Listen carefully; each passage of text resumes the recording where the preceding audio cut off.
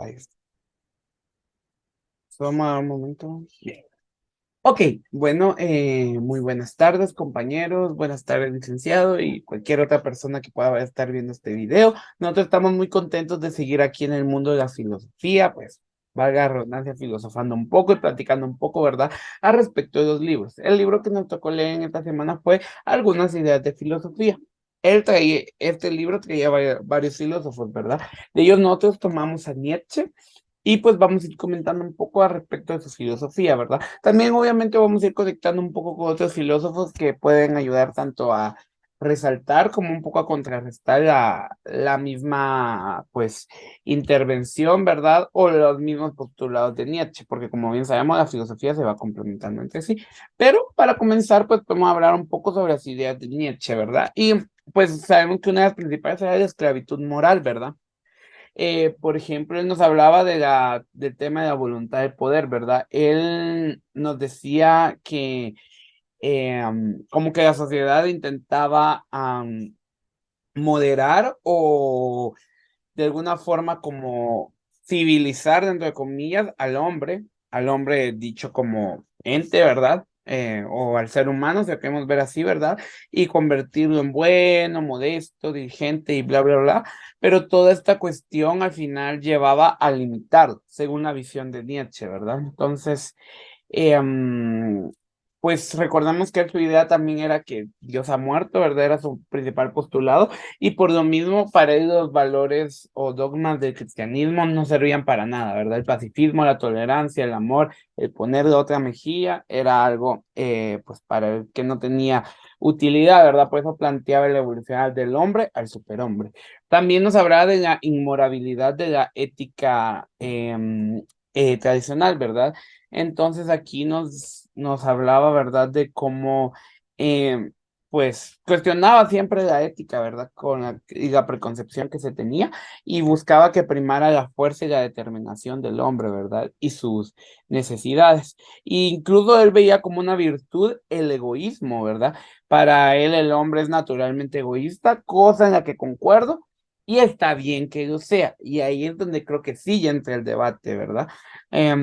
Y nos dice algo que me parece interesante. El hombre debe hacerse responsable de su vida, no pedir a los demás que la vivan por él. Entonces, pues bueno, estos serían como los principales postulados que creo que podríamos mencionar de Nietzsche, ¿verdad? Pero no sé, Eric, ¿tú qué tendrías para contarnos y para agregar al respecto, para debatir y demás?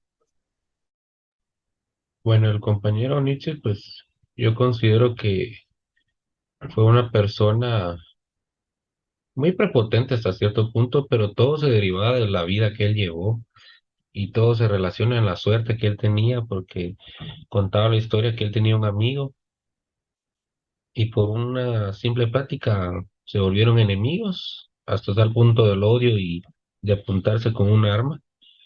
Y él veía mucho la parte de, bueno, de este lado donde estamos nosotros, la parte de Occidente, que se basaba mucho en esta cultura de acá, o sea, la nueva tierra, le decía él, o la nueva cultura renaciente y muy moderna a su cierto punto, ¿verdad? Que él lo tomaba.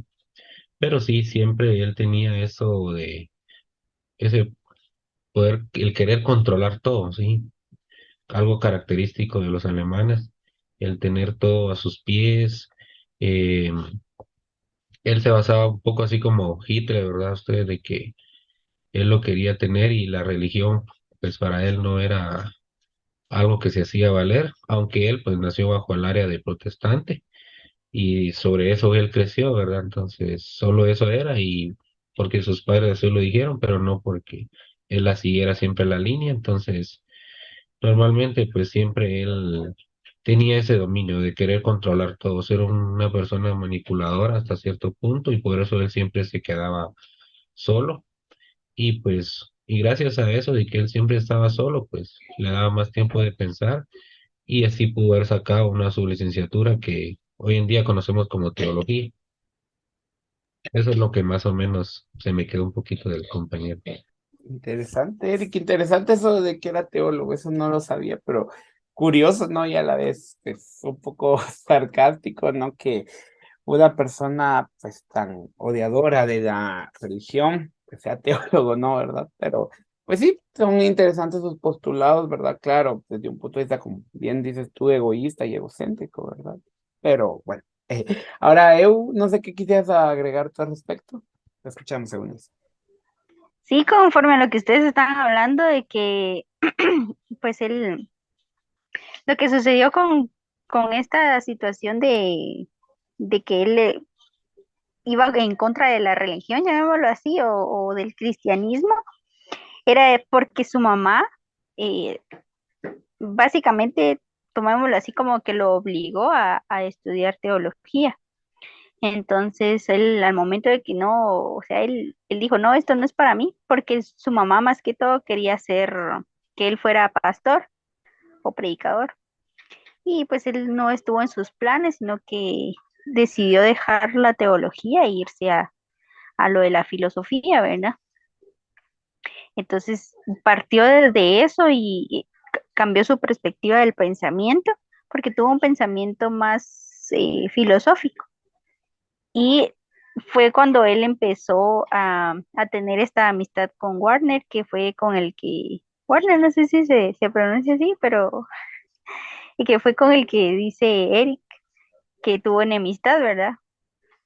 O sea, me imagino que ellos en algún momento tuvieron pensamientos parecidos y ellos llegaron a filosofar juntos, pero llegó un cierto punto, como dicen ustedes, que él era muy, eh, tal vez muy posesivo en lo que él quería y eso no concordó con este otro filósofo, ¿verdad?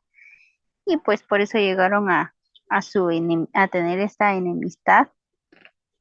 También dice que pues él viajó, ¿verdad? Para poder estudiar lo de filosofía y poder llegar a tener el conocimiento que tuvo. Y en todo este proceso eh, se encontró con la enfermedad de sífilis, tenía jaquecas, dice que se cayó de un caballo y quedó con una parálisis en una pierna. Entonces, siento yo que todo esto que él vivió, tal vez lo tomó en cuenta para hacerse un lado también del cristianismo, ¿verdad? O tener otra perspectiva de la vida. Eso. Claro, claro, sin duda, totalmente, ¿verdad? Entonces, ahí sí que el ver, ¿verdad?, cómo influye la vida del filósofo en sus ideas, ¿verdad? Creo que es algo, pues sin duda, importante, ¿no? De analizar, ¿verdad? Y de atrevernos, pues, a preguntarnos, cuestionarnos y demás, ¿verdad? Friedrich Nietzsche, empezando con esta frase, que dice, el mundo real es mucho más pequeño que el mundo de la imaginación. ¿Esto qué nos quiere decir? Que nosotros nos imaginamos bastantes cosas y nos preguntamos bastantes cosas o en este caso filosofamos de bastantes cosas que hay en nuestro alrededor y que no sabemos. Entonces es una cosa demasiado grande. Nietzsche también criticaba mucho lo que es la filosofía tradicional. Pues esto le parecía que no estaba bien, que había muchas cosas que a partir del idealismo platónico pues no coincidían con lo que es. También se decía que el Nietzsche criticaba mucho lo que era la religión, especialmente a lo que era el cristianismo, porque le parecía que había dogmas morales, que el pacifismo, la tolerancia, el amor fraterno son falsos, ¿verdad? Y entonces creo que Nietzsche tenía muchas ideas contrarias a lo que fueron a los demás filosóficos. ¿Y qué más le puedo decir? Que Nietzsche también decía que había que evolucionar a ser un superhombre, que el hombre actual no era algo débil, que debíamos ser mejores. Y este sería mi comentario nada más. Gracias.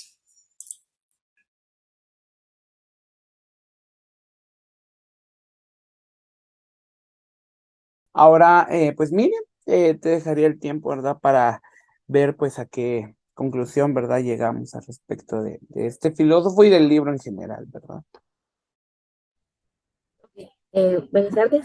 Pues yo creo que su filosofía es un vitalismo que refleja tanto el espíritu de su época como la admiración por el espíritu trágico griego, fruto de su formación intelectual. Este espíritu viene marcado por el rechazo a una moral victoriana y ante todo lo que expone un instinto y vitalidad, ¿verdad? El espíritu positivo, cegado por la ciencia y la idea de un progreso.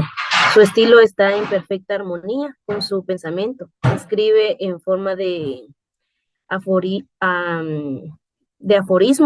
y su abundancia de metáforas, que muestra así una consonancia de contenido, con un estilo poético y abierto. La moral que propone está basada en criterios estéticos y formales. Solamente. Súper, súper. Y tal vez ya, pues para terminar, ¿verdad? Hablando un poquito ya en concreto del libro, ¿verdad? Para terminar con una idea del libro, ¿verdad? Aquí también nos hablaba al respecto de, pues, la crítica que ya Eric también nos contaba, ¿verdad? Que dio a la sociedad burguesa, ¿verdad? Y pues que nos hablaba también, ¿verdad?, sobre cómo criticó al idealismo y pues cómo su obra se le ha dado varias interpretaciones, ¿verdad? Varias lecturas, como el anarquismo, claro que también pues tuvo en su momento misoginia, racismo y demás acusaciones, ¿verdad? Pero al final creo que con lo que nos podemos quedar, ¿verdad? Es con esta reflexión crítica que hace, ¿verdad? Hacia la idea de ponerle otra mejilla, ¿no? Yo me quedé mucho con eso, o la idea del amor, la caridad. Yo creo que es un balance, ¿no? Y aquí ya dando mi opinión personal, ¿verdad? Creo que también esta idea de ponerle otra mejilla un poco la hemos malentendido, ¿verdad? Y en ese sentido entiendo a Nietzsche, porque creo que nos hemos quedado como en, bueno, hay que ponerle otra mejilla, entonces me tengo que dejar y tengo que dejar que me hagan y que me peguen, y no. ¿Verdad? Como dice una frase, por ahí hay que ser manso, pero no menso, ¿verdad? Entonces, creo que el poner otra mejilla va hacia, ok, ser caritativo, ser una persona buena, dentro de comillas, aunque entraríamos en otra pregunta filosófica que es ser bueno, pero el ser una persona ética, con valores y demás, pero tampoco caer en, por lo mismo, dejarme humillar, ¿verdad? O dejar, o perder mi esencia, ¿verdad? A través de ello. Entonces, esa sería como para mí la conclusión a la que podríamos llegar. Muchísimas gracias por ver nuestro video. Espero que les haya gustado, que les haya parecido interesante y que pues hayamos logrado pues mover alguna cosita ahí, ¿verdad? Y pues si logramos hacer que usted diga, cuestionar el video de otra mejilla, tal vez algo que nunca habían pensado en cuestionarlo, ¿verdad?